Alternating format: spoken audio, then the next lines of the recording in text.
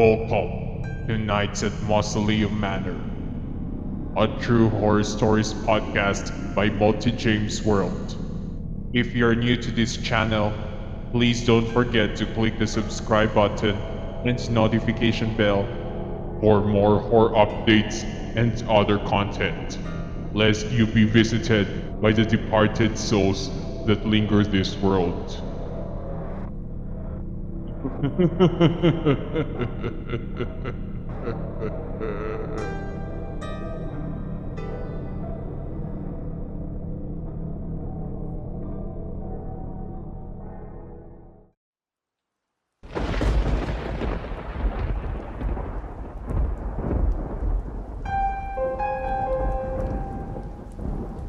Everybody's back. We're all glad you're here once more this Halloween. A warm welcome to our newcomers and new visitors. Good to have you here tonight and enjoy your stories. Follow me as we head to our hangouts for tonight's topic.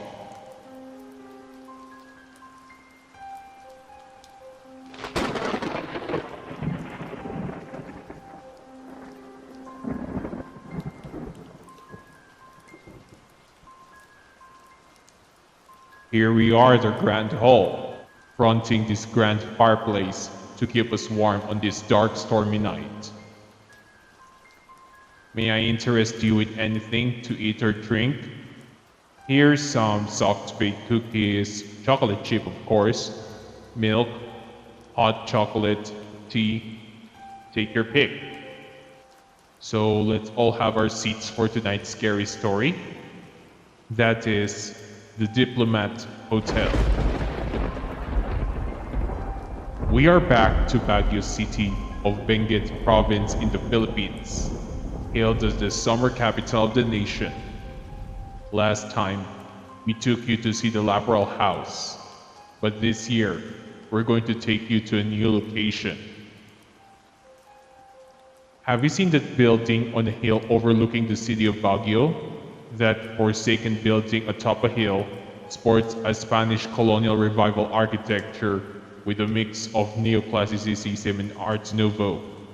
The hill is called Dominican Hill, and that building atop it is the Diplomat Hotel. Long abandoned, it is currently a paranormal magnet. But I must warn you, this was never a hotel at start.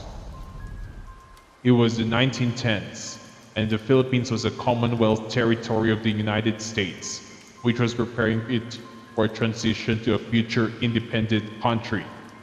Americans were all over the nation, owning properties alongside Filipinos. After the Spanish religious orders left, some of their parishes were turned over to secular clergy, while those that they still maintained under their control were still retained. The American members filling the void, and the remaining few Spanish members assisting in the work. This was done to help balance Protestantism introduced by Americans and Catholicism introduced by the Spanish. One of these religious orders was the Order of Preachers, commonly known as the Dominican Order. They have the sub-initials title of OP and were called the Black Friars. In 1911, the order-run University of Santo Tomas could no longer handle the huge influx of students in its original campus in Intramuros, causing the American friars of the Order Preachers to look for a larger land outside the walled city, which now is a modern-day district of the modern-day city of Manila. The order eventually selected a 21.5-hectare lot in the Sampaloc district to be their new campus. Simultaneously, the American friars, along with a few Spanish members, made plans for the construction of a vacation house for them and the nuns of their order in Baguio. A 17-hectare hill property was acquired from Americans who resided in the city, and one of the members of the order, civil engineer Father Roque Ruano OP, designed their facility. Construction is said to have started in 1913 and was supervised by Ruano himself, With its completion 2 years later, it was inaugurated in May 1915. The new vacation house was a two-story rectangular building that had two interior courtyards with 8 large rooms for the first and second floors, while the rooftop is a Gironi cross of the Dominican order. Not to mention that the interior courtyards also contained 2 fountains. It was also the city's first earthquake-resistant structure, thanks to Ruanyo's training in Japan on earthquake proofing. The design is based on the Spanish Dominican Baroque architecture. While there was no running water in the area it stood on, it had a rain harvesting facility in Baguio built with the help of Chinese and Japanese experts. To take advantage of tax exemptions, the order set up a seminary named Colegio del Santísimo Rosario in June the same year. However, the extremely small number of enrollment forced the school's closure in 1917, and the building was reverted to its original use. The hill where the building stands was christened as Dominican Hill. Later on, Ruanyo would design the main building of University of Santo Tomas, which, like Dominican Hill, was also earthquake resistant. It began its construction in 1924 and became an opening day structure on November 12, 1927, when the university moved all departments to the new site. The main building soon became the first major earthquake-proof structure in the Philippines. Despite the move, Santo Tomas retained its original historical Intramuros campus, exclusively housing administrative offices and 3 departments. The Faculty of Medicine and Surgery's final years, including training, with its first 2 years relocated in San Paulo. The entire Faculty of Civil Law and Ecclesiastical Studies. Both campuses and the vacation house went steady and flourished well until the 1940s, when the Second World War broke out. As Japanese forces invaded and occupied the Philippines, several people were forced to flee. The retreat house became a refugee center for priests, nuns, lay, and secular members. Soon, the Japanese bombed the city of Baguio on December 27, 1941, taking full control. The townsfolk fled to the highlands, with a number taking refuge in Dominican Hill. The building soon was converted to an evacuation center, doubling as an infirmary. It was in no time that the hill fell to Japanese control. With that, it soon became a station and headquarters for the Japanese Imperial Forces that made it an internment camp, with the rising sun flag hoisted on a flagpole they installed. To make matters worse, the retreat house became a camp for the Imperial Japanese Forces' secret police, the Kempei type. All who were sheltered there experienced the cruelty and abuse of the dreaded forces, ranging from summary executions, tortures, violent tactical interrogations, among many others.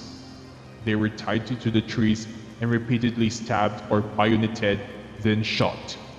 Their bones and skulls were found near the fountains, which also happened to be an execution site for babies and children. In a worsening turn of events, the Kempei Tai also turned building into a comfort station, a military-run brothel where women and girls trafficked and forced into sexual slavery would be brought. The unfortunate victims were subjected to rapes, incest, lascivious acts, and many more lewd works. This continued throughout those years until 1945. On March 15 and 16, 1945, the American carpet bombing damaged the right side of the building, and with a clash between Japanese and American forces encounters, more damage was sustained until the Japanese in the property surrendered, with some committing suicide. Following the war, U.S. forces occupied the house and helped with the reconstruction. Here, several human remains such as skulls and bones were dug out, assumed to belong to the friars and other refugees. Between 1945 and 1947, the building underwent restoration. The building resumed its function as a vacation house for the order again for 25 more years, just as illegal settlements started in the periphery.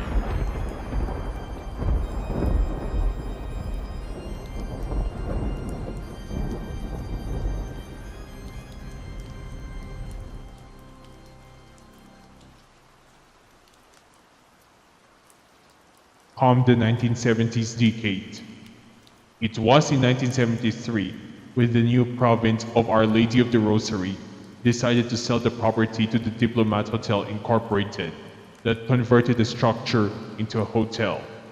Representing the purchasing party was Bienvenido Antonio Agbawa, then a renowned faith healer who would serve as the hotel's part owner and general manager.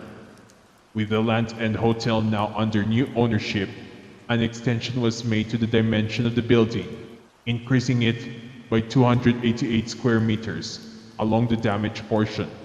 While the original structures and features remained the same, 33 bedroom enclosures were made. The second floor, besides hosting some rooms, also was home to fine dining and a discotheque. New facilities were added outdoors like a squash court, basketball court, and beauty parlor for international guests. Some of the rooms were used as healing centers of the faith healer. However, the glory of Diplomat Hotel was not to last long.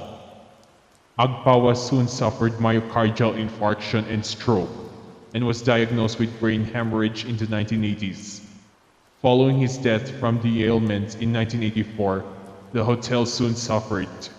Since it had huge debts in the Development Bank of the Philippines, it was forced to cease operations, and the building and lot was acquired by the national government. Sitting derelict for years, the building became a looter's paradise. Both the building and hill sustained damage during the 1990 Luzon earthquake, and it was left in dilapidated condition since then. The Housing and Urban Development Coordinating Council, formerly known as Ministry of Human Settlements, took over the ownership of the hotel, which soon became an asset for the Presidential Management Staff or PMS, and the property was then conveyed to the city government of Baguio through TCT number T-85948 on the 5th of April 2005, which saw its renaming to Dominican Heritage Hill and Nature Park. A deed followed, which would oblige the city of Baguio for the rehabilitation and the development of the property. The property is now under the maintenance of the City Environment and Parks Management Office. In May 2012, Baguio inaugurated 2 new function halls in the hotel as part of the development of the property as a preserved heritage site and to promote tourism. Both halls are available for rent at 200 pesos an hour or 2,000 pesos a day for weddings, trainings, and workshops, among others. Dominican Hill and Diplomat Hotel were declared as a historical site through the City Resolution number 168, Series of 2013. National Historical Site status was granted from the National Historical Commission of the Philippines in September of 2014. With the city government announcing that the area will serve as a haven for the city's artists and artisans as a way to sustain its creative city designation, Dominican Hill has since been a haven for photography, art, airsoft, cosplay, among many others. And now we come to the hauntings. Dominican Hill and the Diplomat Hotel building has long since been considered by paranormal believers to be haunted by restless spirits, given its brutal World War II history. Phantom Japanese soldiers, headless nuns, and clergymen, disembodied crying voices, moans and screams, as well as apparitions in photographs taken within the property have been reported. And not to mention, there have been sounds of clattering plates and tableware, just among many. One of the strongest magnets were the fountains in the courtyard. Attention to the hauntings were drawn thanks to modern media. In the year 1998, Brigada Siete, explored the still off-limits property, where the hotel was still in dilapidated condition. Security personnel assigned to Dominican Hill have experienced the chills of the restless spirits. Until this day, the security guards stationed there have reported similar phenomena. ABS-CBN telemagazine program Magandang Gabi Bayan was well renowned for its annual Season of the Dead specials.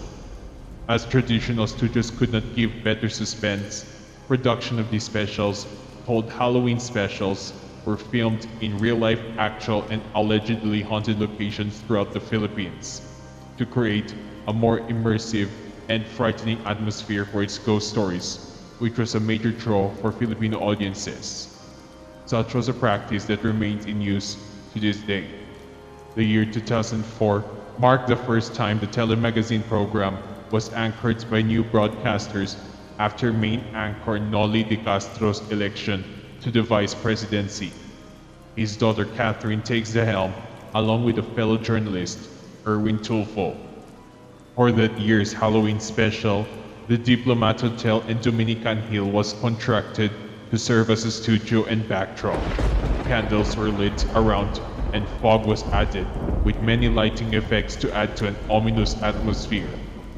Filming in such a real abandoned or historically infamous location with special effects of fog, candlelight, and ominous lighting gave the stories and the special an added layer of authenticity and terror. In a similar case, GMA Network's Kapuso Mo Jessica Soho has featured this hotel twice, 2016 and 2023. And prior to that, in 2013, the late Christopher Ad Castillo helmed the movie based on the hotel. Starring Gretchen Barreto, it centers on a disgraced reporter recovering from a traumatic hostage crisis who tries to seek redemption by hosting a documentary on the infamous hotel.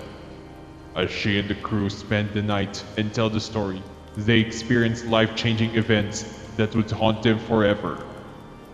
Well, I think that's all for now, but I think it is time that we return to Mausoleum Manor. Let's leave before the restless souls of Diplomat Hotel catches up on us.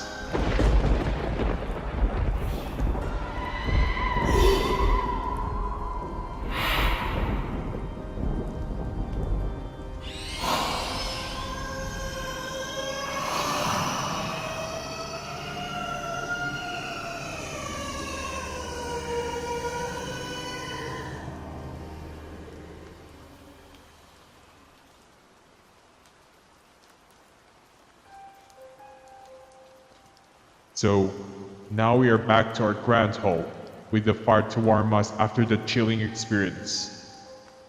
Have you ever visited that place before, prior to coming here to Mausoleum Manor? What was it like? I'm impressed, but I'm afraid to inform you that there shall be no living Mausoleum Manor tonight, for the storm has flooded the path to this hole, thanks to the river nearby overflowing. But don't worry, I, the Lords of the Manor, will do all my best to keep you safe and warm here. You will have the rights to call your loved ones and tell them of your predicament. Once the weather clears tomorrow, you're all free to leave. We can discuss what we learned from tonight's story over breakfast in the morning. We hope you enjoyed our show and the snacks and refreshments we served you in this night of terror stories. It's getting late.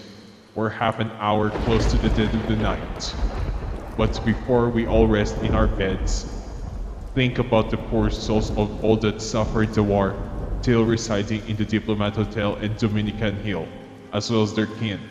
And don't forget to pray for them. Thank you for spending the time with us tonight at Mausoleum Manor. Come back again if you want to hear more true horror stories. Bring your friends, families, and relatives if they'll believe the stories you tell. And it's also time for me to go too, as the dead of the night is approaching. More true horror stories will be told. Good night and pleasant dreams.